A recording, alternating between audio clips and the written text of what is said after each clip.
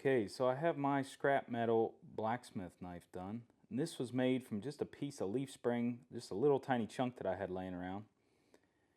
And so all I did was just forge down an offset in here to bring this tail around. Now it's not long enough because it was such a small piece, but it's a pretty small knife, so just use it the way it is.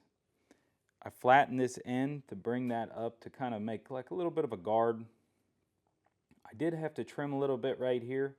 Whenever I was using my cross peen to try to bring back this corner, I brought it back too far. But other than that, I just put a bevel on that with the hammer. It came out really nice.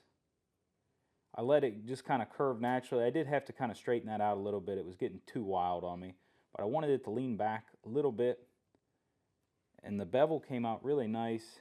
It's pretty clean. I didn't have to do much filing on it.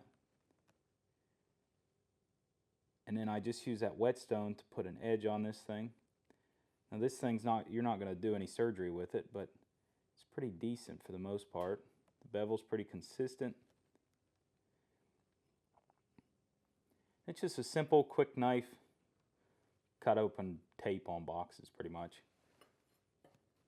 And if you noticed, whenever I was messing around trying to normalize this, I actually was messing with the camera, left it in there too long, and I burnt the tip off. So I had to file that tip back a little bit to make it work. That was my mistake of not paying attention to this. It was too thin in the fire, and it just burned off. But other than that, it went really good.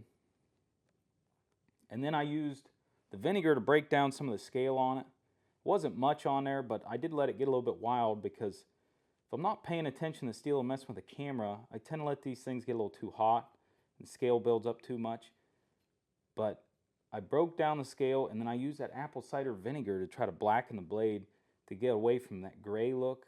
And it gave it a little bit more blackness. I think it would have worked better if the whole blade was not necessarily ground, but to where there's no scale at all, because you see the scale kind of turns dark wherever it is. There's a little bit right there, a little bit on the other side. But I think I like that finish. I might try it again.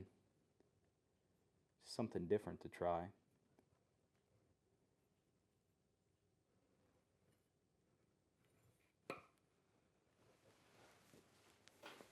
Well, I hope you enjoyed this week's video.